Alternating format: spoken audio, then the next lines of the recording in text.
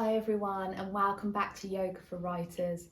Today I have a flow for you that is to embrace and welcome the darkness, or a flow for when you're feeling dark inside, because it is the winter solstice this week and it is the darkest day of the year in the Northern Hemisphere at least. And so we are welcoming the winter, the transition into a new season, and what is usually quite a difficult season for many of us. And so before we start to flow, I thought I would read my favourite poem. I'm not much of a poet, but this is my favourite poem by Maya Angelou. It's called Still I Rise. You may write me down in history with your bitter, twisted lies. You may trod me in the very dirt, but still, like dust, I'll rise. Does my sassiness upset you? Why are you beset with gloom? 'Cause I walk like I've got oil wells pumping in my living room. Just like moons and like suns with the certainty of tides, just like hope springing high, still I'll rise. Did you want to see me broken, bowed head and lowered eyes, shoulders falling down like teardrops, weakened by my soulful cries? Does my hauntiness offend you? Didn't you take it awful hard? 'Cause I laugh like I've got gold mines digging in my own backyard. You may shoot me with your words, you may cut me with your eyes, you may kill me with your hatefulness, but still, like air, I'll rise. Does my sexiness upset you? Does it come as a surprise that I dance like I've got diamonds at the meeting of my thighs? Out of the huts of history's shame I rise, up from a past that's rooted in pain I rise. I'm a black ocean, leaping and wide, swelling and welling I bear in the tide. Leaving behind nights of terror and fear I rise.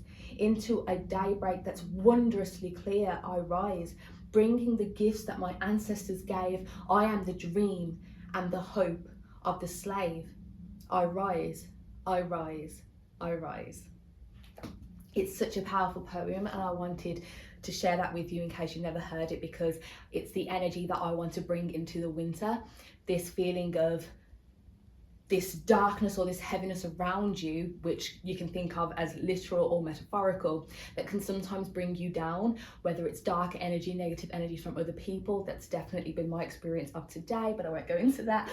Other people's energy and other people's words bringing you down. Instead, we need to channel this hope and this knowing that no matter what anybody else does, no matter what's happening in the universe, no matter what the seasons are, as they always will come and change, there'll always be negativity, there'll always be darkness, that we can still rise. We will rise. We are getting strong. We'll rise and we'll rise and we'll rise. Okay?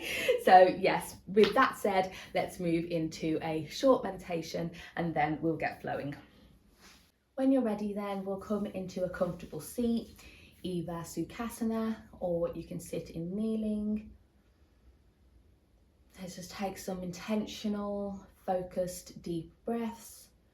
You may want to close your eyes. If closing your eyes feels too much right now, then you can just lower your gaze, or gaze at your hands perhaps in prayer or in offering in your lap.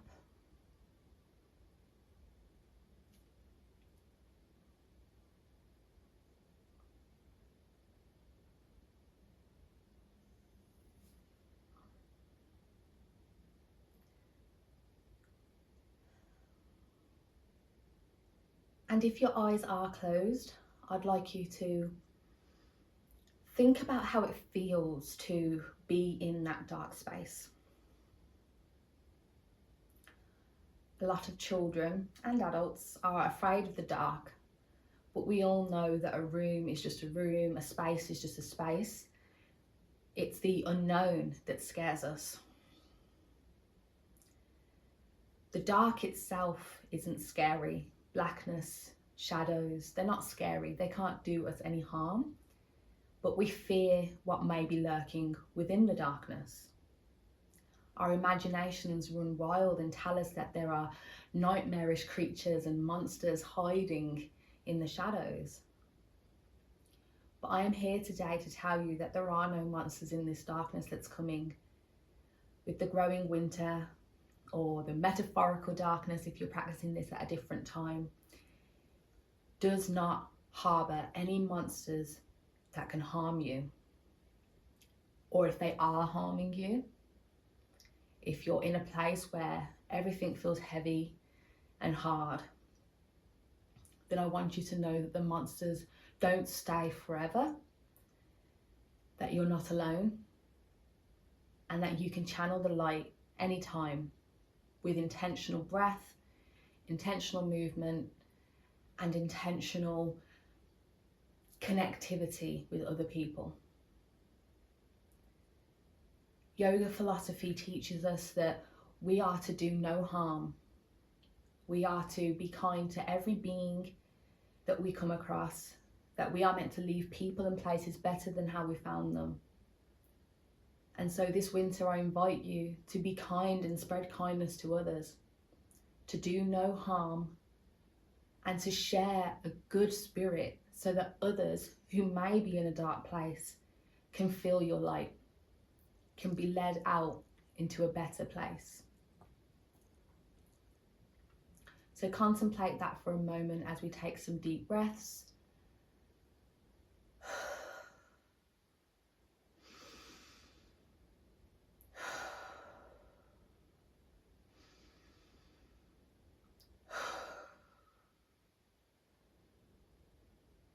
And then we're going to roll the shoulders. We're going to bring them up to the ears. Tug them back like we're trying to make the shoulder blades meet. And bring them down. Ooh. 2 more times. Up. Squeeze, squeeze, squeeze. Back and down. Last time. Up. Back and down. We're going to place the left hand on the left side and we're going to reach up and over with the right for a side body stretch. You should feel this along from your right side hip, through your obliques, through your chest, your shoulder and your arm.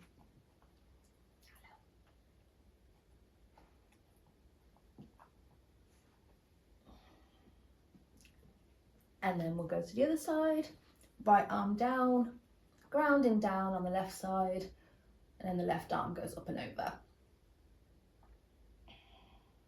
You can move the neck if that feels good. Maybe move the arm, bend into it, open out the chest.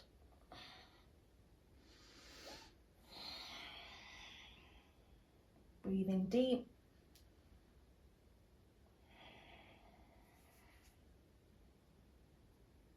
And release.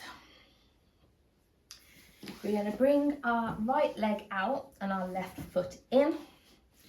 Engage the core and the pelvis muscles as we place the right hand on the inside of the right leg, and we're going to do a side body stretch with the leg out this time.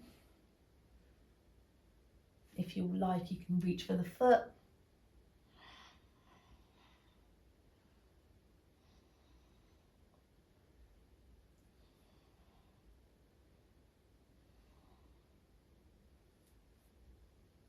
And then we're going to place the left hand behind us and do a mini wild thing. So we're going to lift and engage through our core and our pelvis whilst pushing into the left foot and into the right foot to reach up and over and back. So we've got the left knee down, right foot out, bending backwards and release. Then the other side, bring the right foot towards the pelvic area, left foot out at whatever angle feels most comfortable. Place the left hand on the inside of the left leg and right arm comes up and over. You should feel this in your right side body and on the hip flexors on the left side, and maybe a pulling in your hamstrings, especially if you've got your feet flexed like I do. You'll feel a pulling and an engagement in your hamstrings and perhaps in your quads and your calf muscles as well.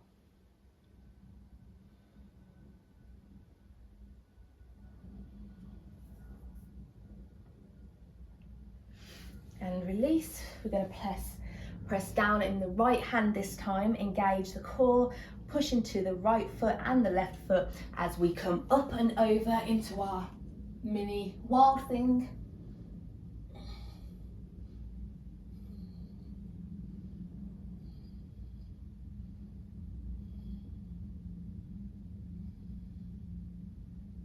And release. Now we'll just come to all fours and then push back into downward facing dog.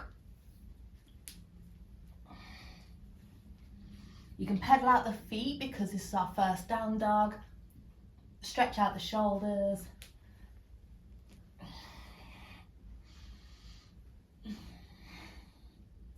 And then we're going to inhale the right leg up, roll out the ankle, then bring it forward between your hands.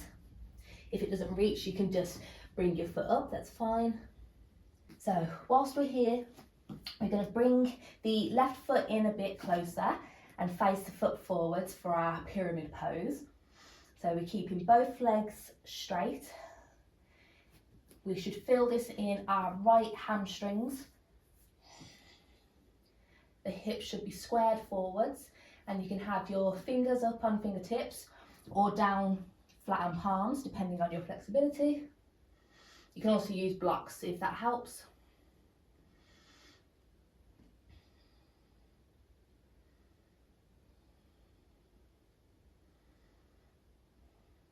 And then we're just going to bend into the front leg again and step back into downward dog. So we're just lifting the back leg back. Second side, we're going to bring the left leg up this time, roll out the ankle, then bring it forward between our hands. We're going to bring the back foot up a bit closer and facing forwards for our pyramid pose.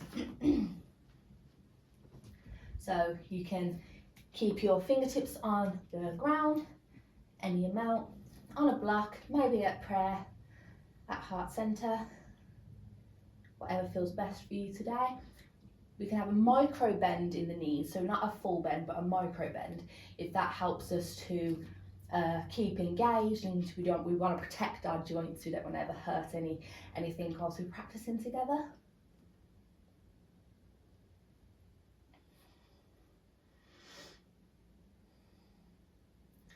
Then we're going to place our hands down and step back into downward dog. From here, we'll just lower our knees, widen them out to come into child's pose. You can have your hands outstretched or at the sides, whatever feels better for you. And whilst we're in child's pose, because we'll hold it for a bit as we end the practice, I would like you to think about what makes you so afraid of winter or transitions, or why do you think it's harder to face darkness? Is there a way that we can bring light into the literal darkness of winter, or into the metaphorical darkness of the difficult times that we may be going through?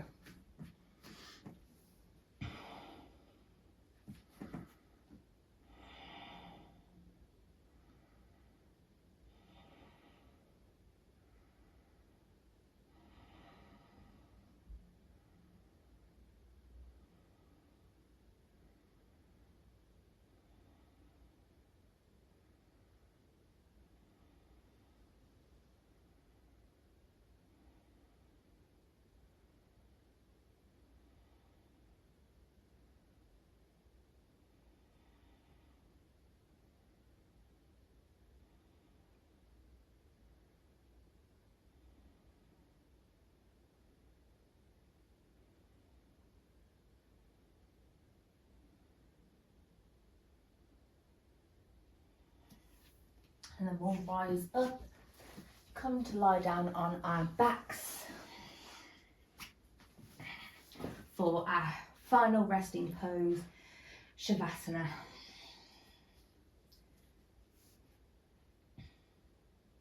This is perhaps the most popular pose, maybe after downward dog, in all of yoga, but not many people know the full intention of it. It's called the corpse pose because we are supposed to rest after movement. We're supposed to rest at the end of a day, or the only way for energy to fully take effect is when we rest. And I think that's important to remember in this time of winter, in this time of coldness and greyness and dark, that it's okay for us to rest. That summer and solar energy usually brings with it a lot of activity and energy and excitement and doing. But winter energy and lunar energy is about rest, relaxation, rejuvenation, the 3 R's.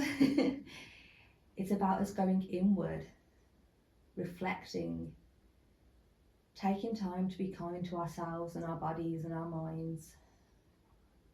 And it can be a very spiritual and creative time, especially if we allow it. If we don't resist and punish ourselves for going slower, maybe we might be able to meet ourselves where we're at, to take stock of how we truly feel and what we truly want, to connect to our creative and most high selves. So as we lie here for a few moments longer in Shavasana, I want you to feel fully like the corpse, to allow yourself to metaphorically die, to let go and surrender, to rest.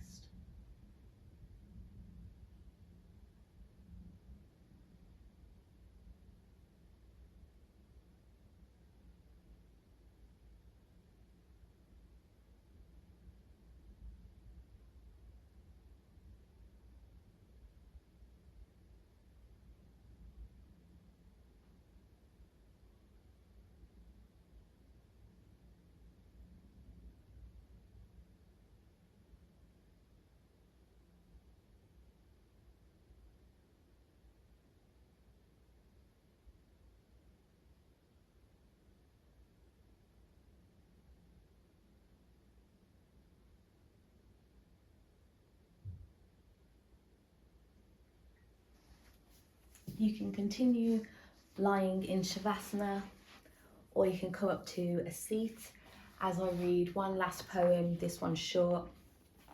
It's called The Epilogue by Grace Nichols.